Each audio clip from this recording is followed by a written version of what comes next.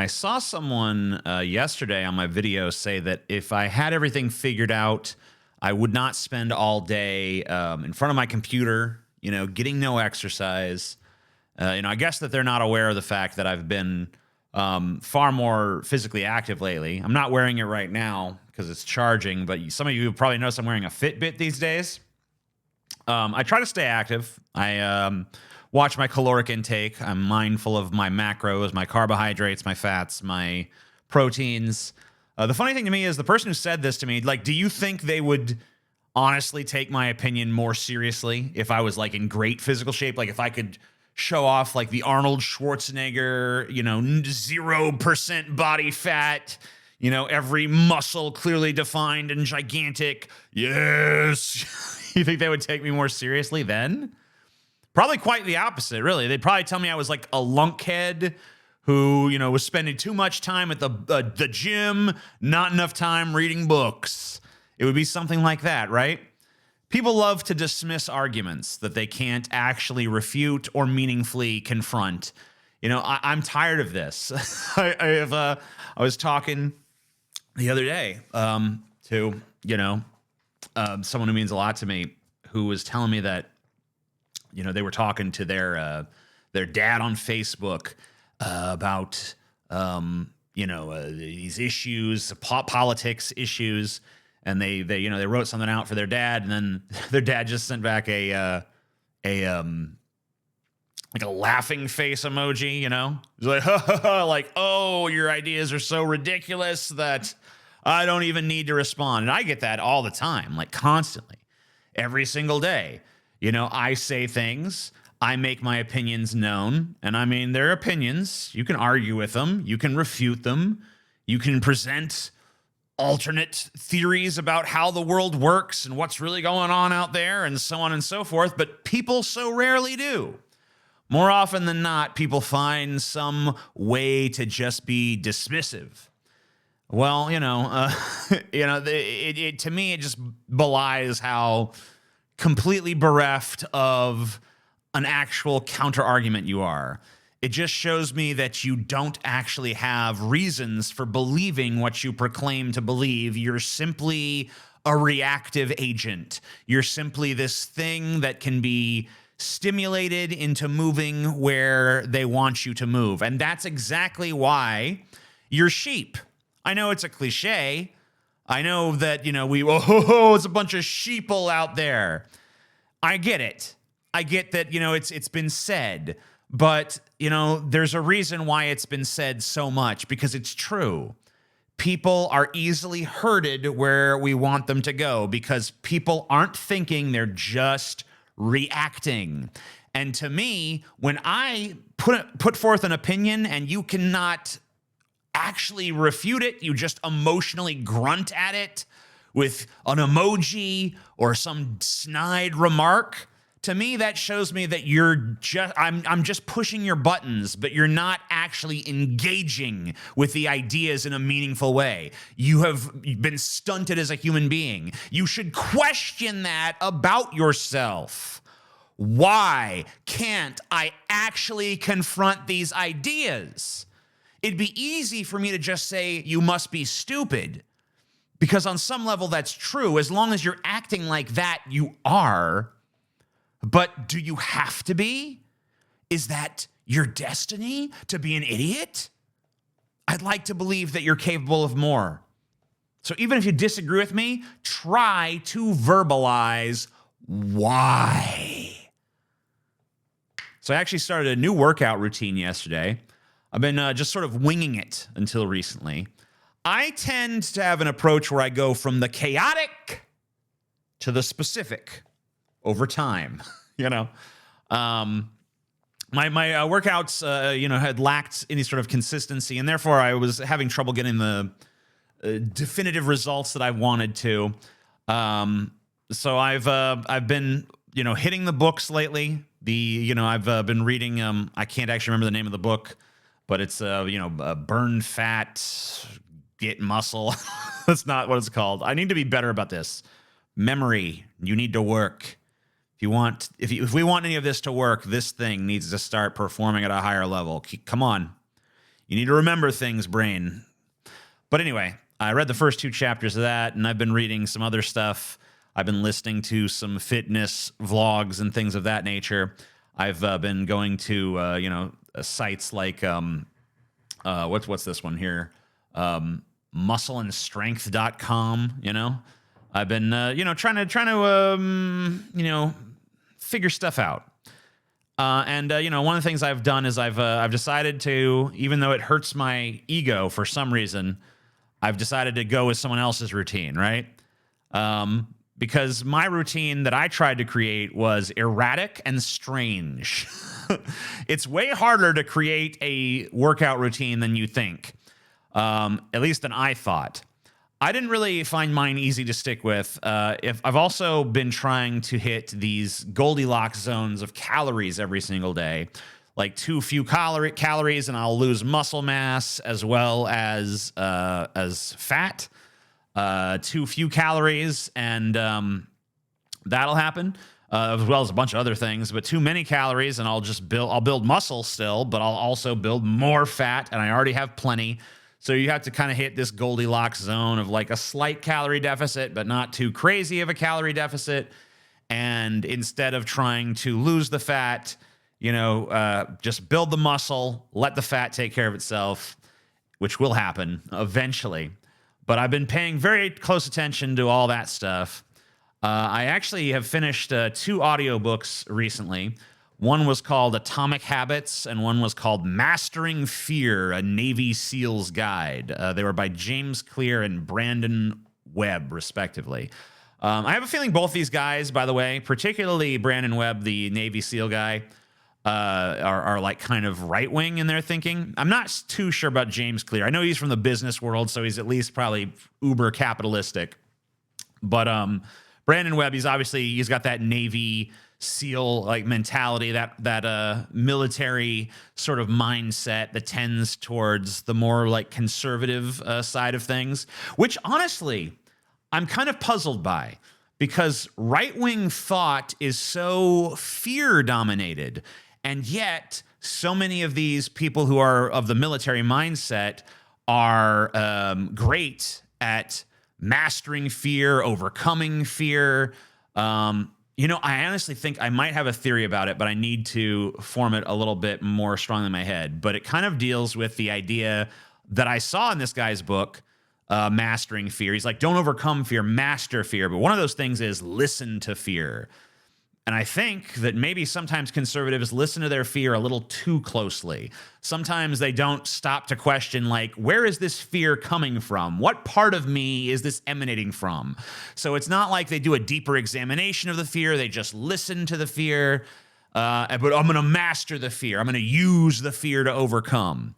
Well, they need to start overcoming some of their social fears, in my opinion. But that's neither here nor there. I'm not here to freaking argue politics with that guy. He's not here to argue, so whatever. And I don't even really know his political beliefs. I just kind of suspect them.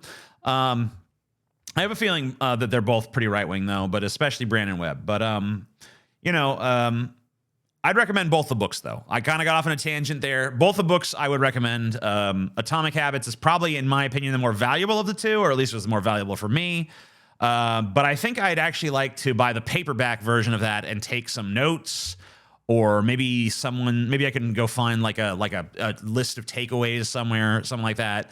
Because while I did find the information useful, I find that I'm not applying it to the degree that I would like to in my life. So one of the things I've realized is that knowledge is great, but applied knowledge is really the strength of knowledge is in the application of knowledge. And I do have a little bit of an issue with that at this point. I'm very much in my head. I'm very much a being of the hypothetical and the theoretical. And so a lot of times I don't, translate what's here to what's going on in the world.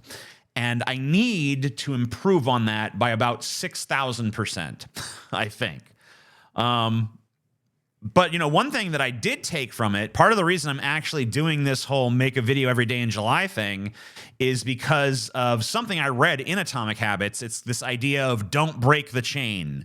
The example they give is Jerry Seinfeld has a rule where he writes a joke every day. He never goes a day without writing a joke, even if it's a crappy joke, and it's Jerry Seinfeld. So in my opinion, there are a lot of crappy jokes. I'm not a big Jerry Seinfeld fan, but whatever. You cannot deny the motherfucker's success.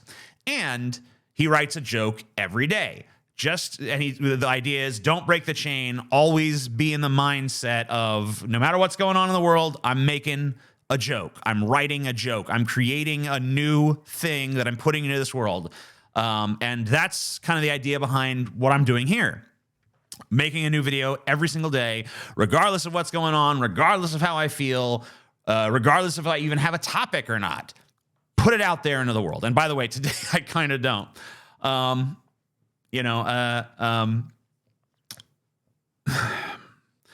I have tried to find something worthwhile to talk about with you guys every day. And I hope that, it's let you into my headspace. I'm trying to make you laugh sometimes. I'm trying to make you think sometimes. I'm trying to make you feel sometimes. Even if that feeling is just being pissed off at me, that's fine too. I'm okay with that. I'm okay with getting a reaction. Now, I hope that those reactions can be thoughtful ones. I hope that when you have the reaction, you will dig a little bit deeper than the surface level and actually put something forth. But that's, we've already gone over that. So one of the things I found fascinating about both these books, Atomic Habits and Mastering Fear, that I've absorbed recently via audiobook, by the way, in case I didn't mention that, they both advocate approaches that start with identity more than with actions or with, things you can do in the world. Like there's a lot of that. There's a lot of like, here's the steps you can take, but a lot of it boils down to who are you and who are you going to be and what kind of person do you need to be to achieve what you want to achieve. Like, don't be goal-oriented. Don't just focus on the prize. Focus on being the kind of person that gets the prize. So my goal, as you guys know, is to rule the world. So what sort of skill set does a person who wants to do that need to possess? So the things I would think are unflappable confidence, eloquence, strength of mind and body, compassion, resolve, vision, the ability to organize, to inspire, to guide people, right? So that's where a lot of my focus is right now. My focus is upping all of those stats to their maximum potential. And some days, many days, it feels really kind of hopeless. I don't feel confident. I feel meek. I feel passive. I feel like I buckle away. I mean, I shy away from confrontation. I usually try to just like be a non-confrontational entity. I think I could describe myself as passive aggressive. Like I try to do the things I want to do, but I try to get them done in a very sort of like, non-confrontational, gentle, sort of like, let's just guide things away. And I think that is appropriate sometimes. But I also think there's times when I should just be more like direct with like, this is how I think things should go. This is what we're going to do. Follow me, But I don't always feel like that. A lot of times I feel very meek and very passive. I don't feel eloquent a lot. I feel mush-mouthed. I stammer. I lean too much on like, and like, and you know what I'm saying, brah, and sometimes I can get in this goofy thing. And a lot of that just comes from the entertainer sort of aspect and the, desire to be entertaining and relatable and talk on a one-to-one level. There's an right there. I don't feel strong of body. I don't feel strong of mind. I oftentimes feel confused, conflicted, mercurial, tortured by my own thoughts, eaten alive by my own insecurities. I don't feel compassionate a lot of times. I feel contemptuous of my species. I feel bitterness, resentment, revilement, all of these things. I have a very fraught relationship with the human race. I don't feel like sometimes I have vision.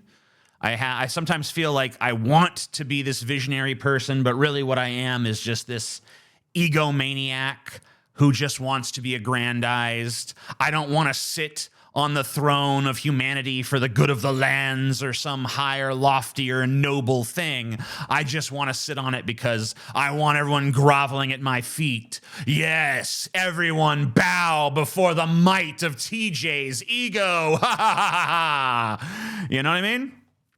I don't necessarily always feel like I have the ability to organize people. I can't even organize myself half the time. I don't know if I can inspire, because sometimes I get in the mindset of like, I'm just this fat, curmudgeonly, unkempt, slovenly schlub, you know, who's probably most famous for shoving a banana up my ass, right?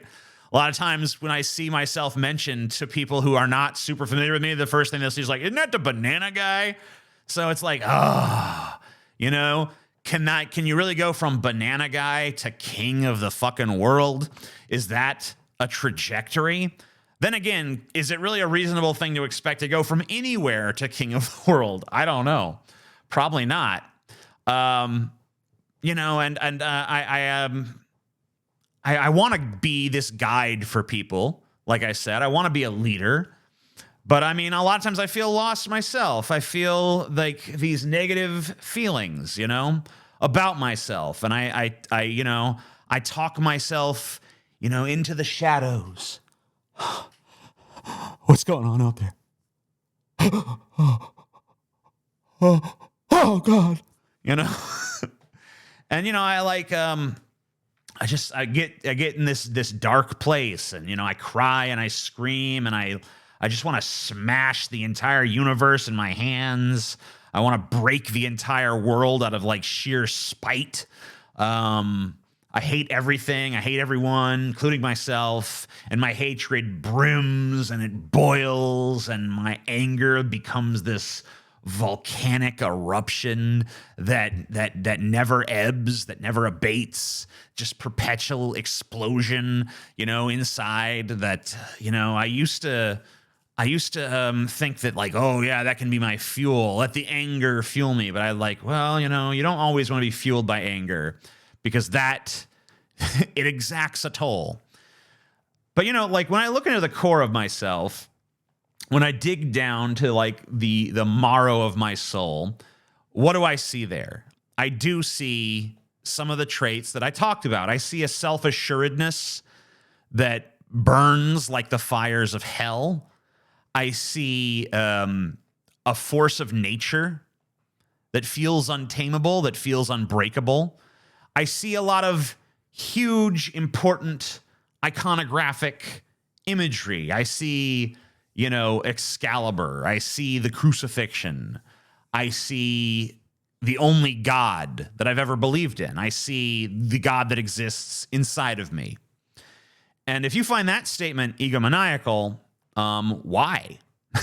I mean, there exists a greatness within you as well. Why do we hide it? Why do we suppress it? Is it to fit in? Is it to get along? Is it to be just a cog in the machine? I think that a lot of us fear success more than we fear failure. I think that to be a cog, to be a speck, to be nothing, I think that seems easy. I want to emphasize the word seems there, because we have this idea that, oh, yes, the path of least resistance. That's, you know, I don't want to get involved in all this stuff. I don't want to be this important person that does big things, that takes responsibility for big decisions. It's all too much. So just turn your back on like the idea of that sort of like, oh, this great person, right? I don't want that. It's too hard. It's too trying. It's too taxing. It's too exhausting. But like, look at you now. You break your back for nothing. You work yourself to the bone and you're starving. Because it turns out that the path of least resistance is not the lazy path after all. It's just the path where you work really hard for somebody else rather than working hard for yourself. I mean, I think there should be a balance. I think you want to be the best version of you so that you can serve others. And I don't mean serving them as a servant. I mean, you know, because a servant's just going to give people whatever they want. Just going to be a panderer, a placater, a people pleaser. That's not what I'm talking about. I'm talking about truly helping people. I'm talking about giving them not what they want, but what they need. But to understand what they need, you need to understand them. And to understand them, you need empathy, and you need patience, and you need wisdom, and you need reason, and you need psychological understanding. You need all of these fundamental building blocks of, I get the human animal. I see what my brother or what my sister or what my gender non-specific sibling, I see what they need from me, and I'm going to give it to them. Because if I give it to them, they'll give it back to me. There will be reciprocity in this world. Because the better I am, the better those around me will be. And the better they are, the better those around them will be. And it becomes this ripple effect that just goes outwards. And the people who can't change, well, they just get lost in the shuffle. You know what I mean? And I have no intention. When I talk all this king stuff, I don't know how you guys perceive that on like a level of seriousness. I don't know what you think about it. I don't know if you think that I'm crazy. I don't know if you think that I'm just delusional. I don't know if you think it's like a marketing gimmick. I don't know what it is to you. But to me, it's an aspiration. And if I fall short of that goal, whatever. It's a crazy goal. I get that. But I'm going to strive for it. Because why the hell not? Go for the gusto, right?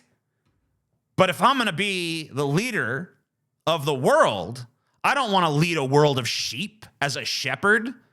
That's not the purpose of the crown that I envision on my head.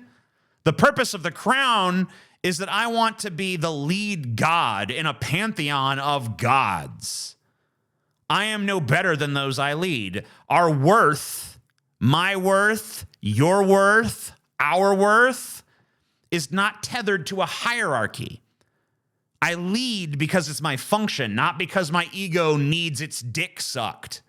Because my ego, like all of your egos, my siblings in power, should be self-sustaining, should be self-sufficient.